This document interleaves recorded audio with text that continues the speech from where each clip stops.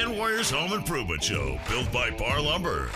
When it comes to big or small projects around the home, Tony and Corey have got the know-how and the answers to make your life just a bit easier. Here they are, your Weekend Warriors, Tony and Corey. You know, Tony, I am at the point in my homeowner journey that I need to order new windows. Are you at that point because it's 100 degrees outside and you're noticing that a ton of heat is coming through your windows? No, I am actually at that point because the vinyl windows that were replaced in my home originally, because my house was built in the 70s, they replaced them before we bought the house, but they're very cheap vinyl windows, and all of the locks are breaking off of them. Oh. And they're not set correctly. So when you go to close them, they don't close.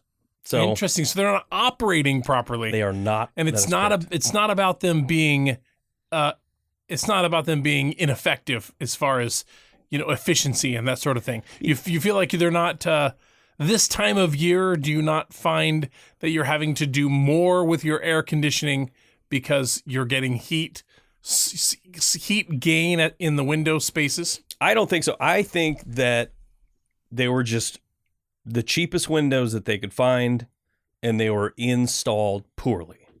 Wow. Okay. So, well, yeah, that's probably a less common reason that windows are replaced. Right? This is oftentimes the time of year when it's really, really, really warm or when it's really, really, really cold that people realize that their windows have limits. And if they're old, then they're probably not as efficient as they could be. And it's time to get out there and get something that's a little more efficient. Yes, sir. This is also that time of year where people are having people over and in the house, and the house is all spruced up and clean, and then they realize that they have seal failures in their glass. Mm-hmm. If you have a seal failure between two panes of glass, which is an insulated unit, then it fogs up. You got moisture inside there, and it fogs up, and you just can't wipe the window clean because the obscurity is taking place between the panes of glass. So a seal failure is another reason that people start looking to get their windows replaced. Even though you can actually replace the glass only and solve the seal failure problem, if your windows are suffering seal failures, it could be an indication that your windows are getting old and it's time to replace them. Because the efficiency of windows grows every year. They get better and better and better. They perform better against the elements, whether it's the cold or the heat.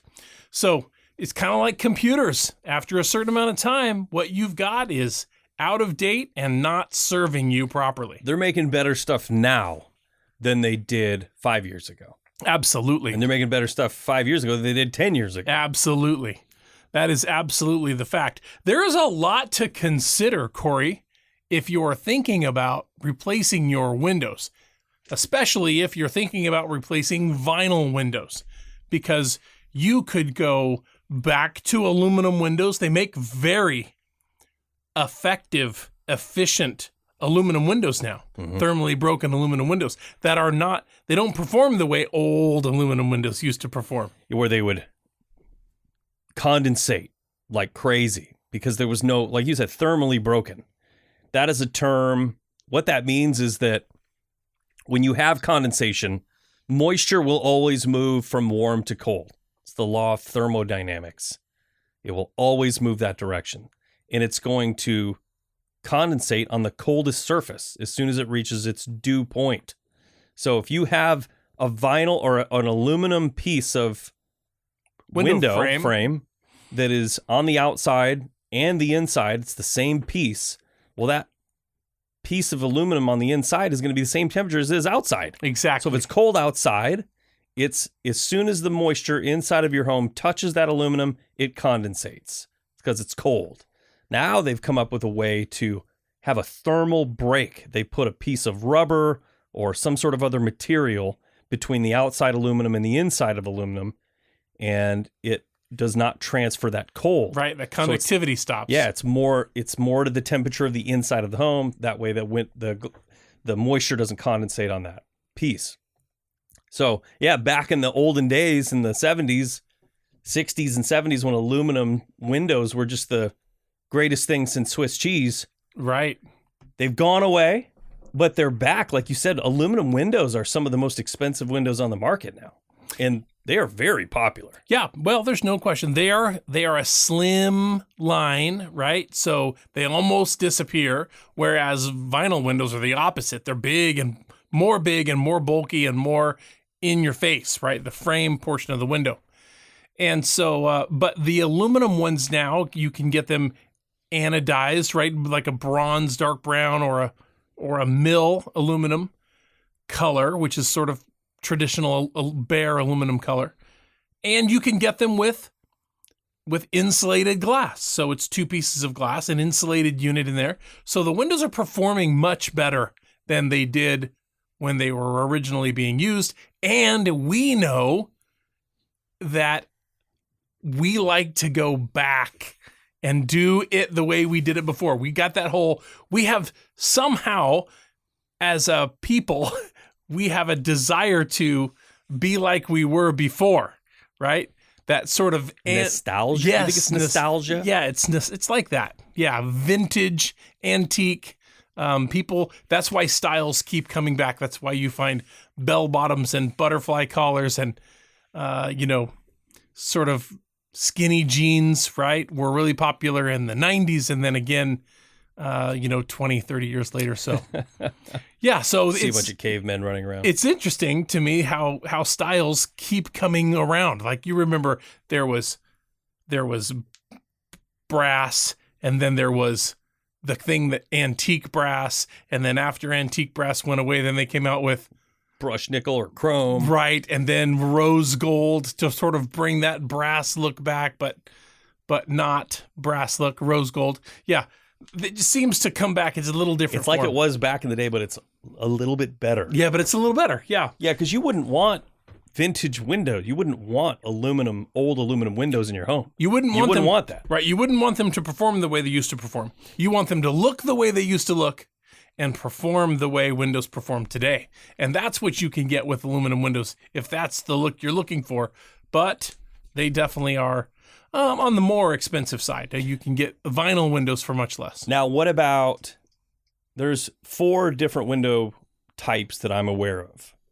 Vinyl, wood, aluminum, and fiberglass. There you go. Yep, that's right. Fiberglass is a substrate. And so while we struggle with trying to have a different color exterior vinyl window, right? Because if it's not extruded color, if the color's not in the extrusion, which means that it's going to be the same color on the inside as it is the outside, if it's not extruded, then you're trying to put on some sort of a coating like a paint or something. And we've struggled because vinyl is susceptible to heat. And if you get those dark colors on the outside, then the vinyl wants to move, and then your window doesn't perform like it's supposed to. Very popular these days to have black window frames. Right. That's something that vinyl window manufacturers have struggled being able to provide, a black exterior window frame. Just because of it attracts so much heat and causes the vinyl to want to move. But fiberglass was always, you could do that. Fiberglass is a substrate, and fiberglass doesn't move like vinyl does. And so you could have dark exterior colors and still have a white or almond interior color. And so fiberglass allowed that for you. Plus, it's stronger and it performs better, but it's also more expensive. Yeah. So positive and negatives for each type of window. Right. Vinyl, you've got positives that it's low maintenance, very energy efficient, affordable. Well, you said they expand and contract too much. Yeah. I mean, with different colors. Yeah. With the darker colors. Compared to the other products that don't, right? Wood, they're probably the best looking windows, but the highest maintenance. And the most expensive. Yeah. I mean, wood windows are that are being made by manufacturers that have been making wood windows for a long time, like Andersen and Marvin. Those guys are making a high quality window with high quality parts and pieces and high quality hardware, high quality finishes.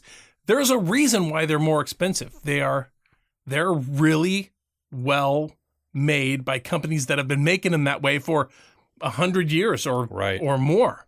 Well, and to get around some of the bad things with wood windows, like wood rot that could potentially happen, they've come out with aluminum clad wood windows. That's so right. they're clad on the exterior with this aluminum so that you could paint it whatever you want, but you have the durability and the luxurious look Interior. of wood window on the interior. Right. Yeah, and we need to remember, too, that wood windows that we see in 100-year-old houses today that have rotted, well, those windows used to come out bare. And if the homeowner didn't properly treat it, seal it, and keep it protected from the weather every year or every 2 years, then the windows simply didn't stand a chance. That's not the way it is anymore. They don't make wood windows bare. Well, you can get bare wood windows, but you're not buying bare wood windows that you have to finish every single year. Now you're buying wood windows that are clad on the exterior, like you mentioned, or that come pre-finished on the exterior with a very protective coating that makes the wood last much longer. Yeah. So it's not like it was before, but they do make very high quality wood windows. Marvin and Anderson in particular. Yeah, that's a lot to consider, but with my budget, I'm probably leaning towards vinyl. Yeah, well, obviously there's lots of manufacturers that make vinyl windows, a lot of them that are right around here. As a matter of fact, Corey and I are coming to you from the Willamette Valley here in the Pacific Northwest. So we're sort of we're in a suburb of Portland, and in this area there are lots of vinyl windows that are manufactured. Cascade Windows is manufactured in Tualatin. Milgard, everyone's heard of Also Milgard Tualatin. windows, also manufactured in Tualatin. Plygem is manufactured in Auburn, Washington, which is just north of us a couple hours. Geldwin's here. Yeah. Not in here, but in the area. Lots of windows manufactured right in the area where we're at, so you have lots of good choices. But there's lots of positives and not positives and negatives, things that each manufacturer bring to the party that is unique to them. Yeah. Well, what are some other things? Let's talk about some other things that I should consider when replacing my windows. I have to choose the type of material. Of course. What about energy efficiency? Well, I mean, obviously, you can buy the most energy efficient window on the market, or you can buy the least energy efficient window on the market, or somewhere in between. That seems silly, yeah. But think about this. These windows are bound by code, right? They cannot manufacture a window that doesn't meet code. So even the least energy efficient window is to code. How about that? Right. So if meeting code is the standard, then all of the windows that you buy are going to meet code or better. But this is kind of like insulation in the house. You can insulate to code, or you can insulate better, right? It's just an option. So the windows that meet code, right, are pretty energy efficient windows, but they make windows that are even more efficient. Right. And they charge more for them. I always say building to code is the worst house you can build without getting in trouble. Without getting in trouble. That's right. That's exactly right. It's very true. But, it's not like we're dealing with small amounts of money, right? It's big money. And while we would love to use the very best, most highest performing products that are on the market, you just can't afford it necessarily. Yeah, because when we're talking about energy efficiency, we're talking about the U value, which is an inverse of R value. People know that term, R value. We use it all the time. We talk about insulation, its insulative qualities, how much resistance of heat transfer through a particular material is its R value. Right. So if you have a high R value, it's going to take a really long time to lose heat. So we know that in a roof or an attic, it's R38 or greater. In walls, it's R25 or R21. Well, that's just the insulation, and then Yeah. you have, the Yeah, sheathing the and sheathing. the Yeah. So, but we all use that term R value all the time. But in Windows, it's the inverse of that. It's the U value. And it's how much energy is allowed through the glass, or how much the glass allows through energy to transfer through. ultraviolet rays and that sort of Yeah. thing. The SH, what's that one? The SH. Solar heat gain coefficient. GC, yeah, the solar heat gain coefficient. There are different ways to the lower in Windows. You want a low U value. The lower the U value, the better performing the window. And when we're talking about energy efficiency, there are things like low E glass. It's low emissivity.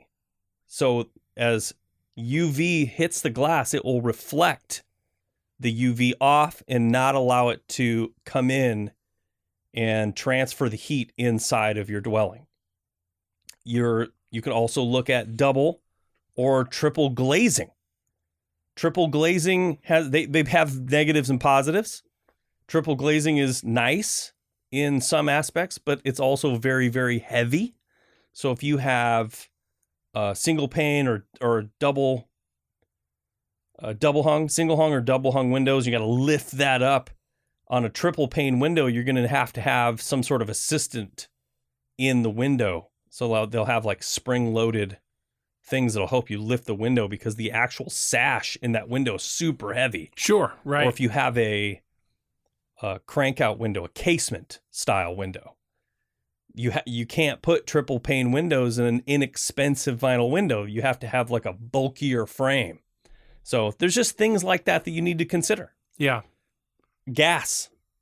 I didn't realize this. There's two types of gas that they put into the insulated glass unit. One is argon. Right. Very common. And the other one is, No. Krypton. Really? Yeah. Interesting, huh? Did they have to go to Krypton to get that gas? And does Superman hate it? I'm sure he does. He hates it. He's going to, if you talk to Superman, he's going to tell you not to get the Krypton version.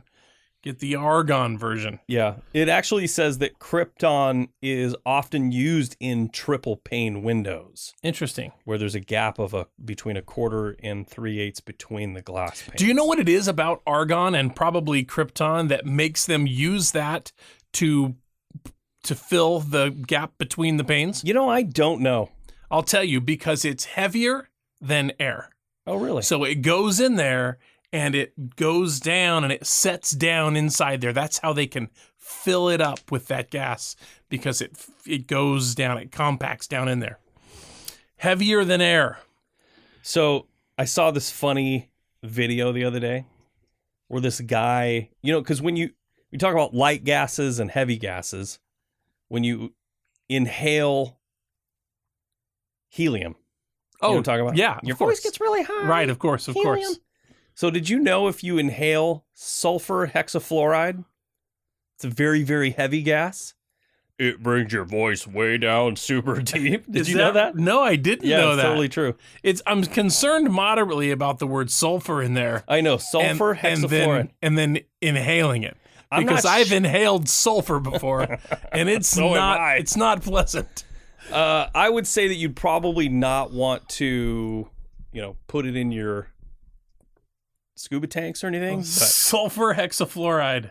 yeah, it's 6 times heavier than the air that we breathe. We'd need to take a hit of that right before you sing "Swing Low, Sweet Chariot." Right. Swing low. Yeah. You go from helium be to great. sulfur hexafluoride. Here's a question for you.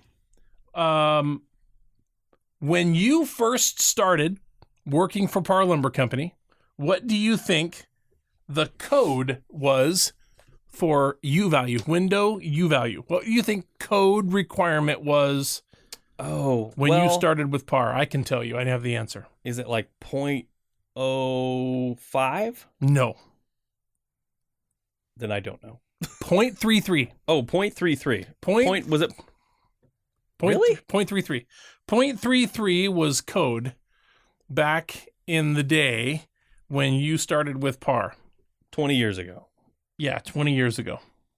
What is it 0.33. now?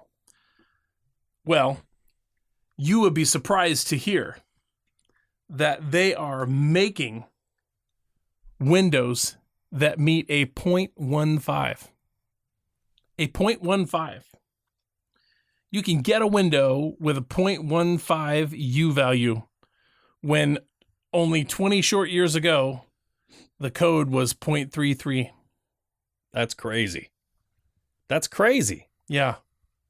That's very impressive. So I don't, in terms of know of how that relates to R value, because again, everyone talks about R value and its insulative qualities. But in regards to the U value, that's pretty impressive. Yeah, absolutely. And if you're talking to somebody about windows and they're talking about how they perform, they might mention to you something like a low E coating, or like you mentioned, the gas filled between the panes. That's very common. It's not a line they're trying to sell you. They do put low emissivity coatings on the interior panes of the glass, not on the outside. Can't be scratched, for example, in between the panes, and it reduces the ultraviolet rays that come through. Yep. And same with the argon, the gas filled. In part of the reason you want energy efficient windows, I mean, it seems obvious to say this, but it will reduce your energy bill, but moreover, it will make your home more comfortable. When you go from room to room, you're not going to feel that cold, or when you're sitting in your chair next to your window, you're not going to feel that unbearable cold when you reach over and touch the glass. It's not going to be as cold in the wintertime, and it's not going to be as hot in the summertime. Yeah. I mean, that's really the main reason you want high energy efficient windows. Also, you have to meet code when you buy windows. Right. You have to meet code when you buy windows. That's notable. Everybody, regardless of what they spent on windows, is meeting code. That's right. Getting it done. That's right. Yeah. So what other questions do you have about windows? Well, some of the other things to consider, I kind of made a list here about replacing my windows, the style and aesthetics of the window. We're talking about window type. I mentioned earlier, single hung, double hung. What does that mean? Yeah, a single hung window is a vertical slider. So you've seen, obviously, windows go all the way back. Double hung windows are very common, especially in wood windows. But today, they still make double hungs today, but very common you'll see a single hung. A single hung window, the bottom sash slides up, and that's how it opens. And then the top sash is fixed. So the bottom sash slides up, slides back down, locks. That's a single hung. The wood windows that they used to have on all homes were double hung windows, where the bottom sash would slide up and the top sash would slide down. That's a double hung. And both of those sashes would be able to tilt out. You could unlatch them and tilt them out for easy cleaning from one side or the other. So that's very common. And then you could remove those sashes from those windows and have a clear opening. And so double hung, both sashes move. Single hung, just the bottom sash moves. Horizontal slider, you can order it with the left sash moving left to right, or the right sash moving from right to left, or you can actually get a double slider where both panels slide. Interesting. Yep, it's not super common, but it's out there. It's available. So then some of the other ones would be an awning window. That's a crank out window, right? It cranks out hinged at the top. It cranks out from the bottom.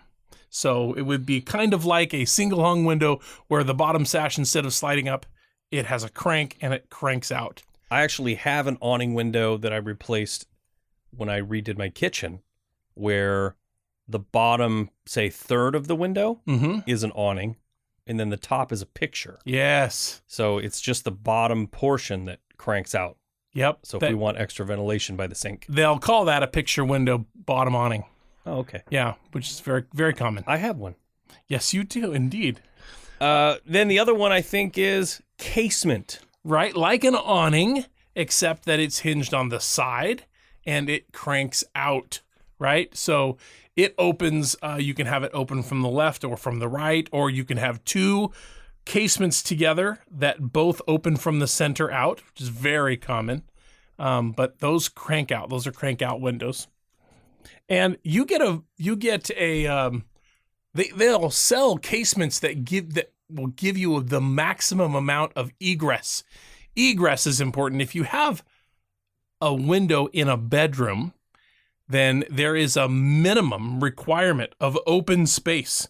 And so it's got to be a certain amount of width and a certain amount of height that allows firefighters to gain access through the window. If they need to come in and they're wearing a tank, they have to be able to get in to fight the fire through the window. And so that amount is required, like 28 inches wide and some inches so that's tall. The origins of egress. Yes, correct. It's not just about Not just about getting out, but firefighters getting in. Yeah. Interesting. Yeah, very, very interesting information. So you have to meet egress, and some of the other things about egress are, the height of the window from the floor. There is a maximum amount that the window can be off of the floor and still meet egress. It's got to be a certain width and opening, certain height and opening. And so you'll take those things into consideration for windows that are in the bedroom. You can get casement windows from some manufacturers that maximize egress. It's hardware that allows the window to open up and then give you the maximum width in your opening. Nice. I don't think I'm going to go casement on my house, but that is good to know. I would, if I was building my house and price were not an option, casements, absolutely. Yeah, do you they know? look cool. Well, do you know why? Why? Because they crank out, they open out, and so when they're closed and you have weather outside, as the weather beats down on those windows, it pushes them tighter closed, just like an outswing door. It's the same way. If I'm building a house and expense is no object, all outswing doors, all casement windows, and I won't have to worry about any kind of moisture or anything penetrating inside my house. Very interesting. Very good seals on those. That is something to consider. Fenestrations, yeah. So now let's talk about grills and dividers. Oh, yeah. Simulated divided light, true divided light, grids or grill patterns. It can be just a simple bar that's like a rectangle, right? Just a little box bar. Or it can have a profile to it, something that looks like a colonial style grid. You can get 3 wide by 3 high or 2 high or 2 wide by 4 high, whatever fits your window. You can choose what you want the grills to look like. You can choose the pattern, different colors. You can get it in wood or aluminum. Lots of different options when it comes to grills. Perimeter grid or grill, or a standard grill, lots of options. You would just want to get something that matches the aesthetics of your home. Exactly. Yeah. The architectural aesthetics. And if you were buying fiberglass, wood-clad fiberglass windows or aluminum-clad wood windows or something like that, you might consider a true divided light or a simulated divided light. They put a spacer bar in between the panes of glass. And so when you have your grid bars applied to the glass on the outside and on the inside, you can't see light between the grid bars because there's a half an inch between the panes of glass. So there's a half an inch between the grid bars. And if you're standing next to that window and you're looking through and you can see between the grid bars, it doesn't look like true divided light. Where true divided light, of course, is individual panes of glass around a gridded pattern. That's the way they used to make them. True divided lights. So today, instead of a true divided light, they have a simulated divided light, and it makes it look like it's a true divided light. And when they it's put actually those not. between the panes. Correct. They So put that those you could easily clean the glass. spacer bars between the panes, but the grid bars are not. The grid bars are affixed to the exterior of the glass. You have to clean between them still. But it's a lot less expensive to make than a true divided light was. Right. Yeah, interesting. Obviously, we're going to be getting into these things. I think warranty is probably something to consider. Longer warranty on the windows, and I think some manufacturers' warranties are better than others. Yeah, it's important to note on the warranty when you're looking at a warranty, make sure that you understand that there is a warranty for the window frame and the manufacturing of the window, and there's a separate warranty for the glass. A lot of times window manufacturers will say lifetime warranty, but 1 year on the glass. And so if after a year you get a seal failure, they're like, yeah, sorry, only 1 year on the glass. It's just note it. I'm not saying who does it and who doesn't do it, but there are window manufacturers out there who don't warranty the glass. Here's the thing. Most window manufacturers, I shouldn't say most. No, most window manufacturers don't manufacture their own glass. Glass comes from PPG or Cardinal, one of those, insulated glass unit companies. That's what they do. And then the window manufacturer pre-orders the insulated units from the manufacturer. And so the window manufacturer won't warrant the glass that's coming from, PPG or Cardinal or whoever's making it. Right? Because it's not something that they made. And I'm not saying all of them, some of them, but there's a sort of weird little nuance there. Plus, seal failures, they're hard to control, I think. And, I think they've been doing it for a long time and they still can't seem to figure out how to keep that from happening. Yeah. So, oftentimes you won't get a very long warranty on the glass itself, on the seal, but as long as you know, the more you know, right? Well, and keep in mind, that's something to consider when you're looking at your windows and thinking to yourself, I need to replace that window because it's cloudy in between the glass. That doesn't mean that you need to replace the entire unit. You don't necessarily have to replace the whole window or the whole sash. You can buy just that IGU, that insulated glass unit. You take the snap bead off, you measure it, you walk into Par Lumber and say, I need to order an insulated glass unit. Here's the dimensions of what I currently have.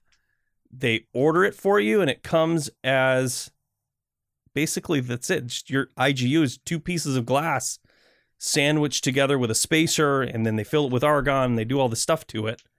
And then you just peel out the old one, scrape away the double sticky tape, put on new double sticky tape, and then insert that glass unit. We did it twice on my house. It's not that hard, and it's not that expensive. So keep that in mind. If you've got old damaged windows, it's pretty easy. And even if you didn't want to tackle that job yourself, there are contractors out there that will replace your glass for you. And it's less expensive than replacing a window. The material is less expensive. The labor is less expensive. Yeah. So yeah, it's a good option. At least explore it, at least. Let's talk about STC. Sound Transmission Class. That's correct. STC is Sound Transmission Class. And one of the things that you need to consider when replacing your windows is the STC rating. And they all come with this number. And the higher the number, the better that window is at reducing the sound that penetrates through the glass unit. Yeah, we installed windows. We didn't install. I ordered for a customer who installed windows in an apartment complex that was right on I-5, right near the airport. And these right on the freeway. Yeah, the people renting these are dealing with constant freeway noise and constant planes taking off and landing. It's a lot of noise. And so the contractor that was building the apartment complex said, right out of the gates, I'm going with the very best STC rating that I can get in these windows, and he was willing to pay for it. We ultimately ended up putting triple pane vinyl windows in that apartment building, and at least on the elevation that was facing the freeway and the airport. And while they were heavier, harder to operate, open and close, boy, oh boy, the sound was... The amount of sound that they omitted in the living space was was Incredible. amazing. Yeah, incredible. So that's something to keep in mind. Yeah, if you're looking at a place near a loud area, Right. yes, Near it a is school it or is a something to freeway. consider. You can achieve sound transmitting class ratings, better ratings, in ways other than triple pane. You know, you break up sound by using different thicknesses of things. So they could take a 1/4-inch piece of glass and a 5/32 piece of glass and a certain air gap between those two pieces of glass, and then they'll use a different air gap and a different thickness of glass for the third pane if they were doing it that way. And so that's how they break up that sound. Has to match that to get through that bit of material, and then it has to deal with the air gap, and then it has to deal with another piece of material, and by the time it gets all the way through that, it's just dissipated it Right. so much. So there's multiple ways to achieve STC ratings. Triple pane's just one of them. Yeah, that's something to consider. That's a good one. What about security features? All windows come with locks, Sure. right? Yeah. But not all locks. Except picture windows Picture that don't ones. open. This is true. But not all of them are created equal. So how do I decide? Yeah, well, you know, something very common today is what they maybe refer to as an auto lock. You slide the window closed, and as soon as it makes contact, you hear it click, and that window is locked, right? Yes, I want that. Or you can have a cam lock where you slide the window closed and you put your thumb on the cam and you slide the cam up or down, and it locks the window. And now you know for a fact that the window's locked. On the auto lock, it clicks, but did it click and miss? Do you have to close it, click it, and then check it every time just to make sure that lock locked? With a cam lock, you don't have to do that. You flip the cam and you see that it locked, and it's locked. They also have night locks, that would allow you to have the window cracked open so that you could get ventilation, but still lock it in the open position. Of course, if you're going to do that, you want to have your window open. Just measure the distance between your panel and the end of the window and slip a piece of wood in there, a dowel or something to block it. Same thing with a patio door. It's a good idea. Yeah. If you're going to have it open, block it with some piece of wood or something that keeps it closed. Old school way. Yeah, absolutely. dowel. Yes. Probably the last couple of things I think that I need to consider are cost. All of these things come at different costs. I guess I needed to determine what's most important to me. Is it energy efficiency? Is it the security feature of the lock? The quality of the window? I think that's probably the most important to me at this point, because the windows that I have are cheap and they just don't function well. So I want to get a nicer window, probably with some nicer glass so they don't flex nearly as much. Do you think that it benefits you, or do you think it is detrimental to the process if you know the least amount of money you could spend and get new windows? Maybe they're entry level. Maybe they're the least performing window you can buy. But does it benefit the process to know the least amount of money you could spend? That's a good question. I don't know how I would react to that. If I went in with all of my window sizes and they said, all right, here's the cheapest option that you could have, and it was $6,000, and the swing to the most expensive, all the options, the best of the best, was $12,000. $12,000. I don't know. I'd probably have to pick and choose, if it was this option and this option, like what options does it take you over the edge and what the benefits are of those options? Like with the view value and those sorts of things, when you go triple pane, you're adding quite a bit of cost. So, yeah, I don't know. That would be interesting. Well, there are a lot of options. I'll just throw this one at you. This is just a real quick one.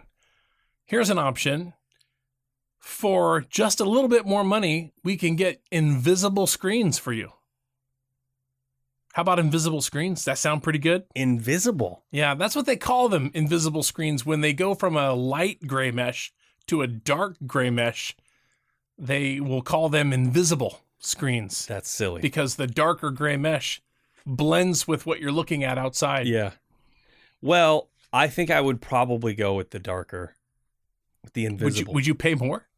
Well, how much? Do you see what I'm saying? Yeah. It's never ending. There's I always would pay more money you can spend. To a point. Yeah, you just have to know what you want to spend the money on. Yeah. If they said it's an extra $300 a window, I would probably say no. Yes, that would be a good answer. Gray mesh is fine with me. Yeah.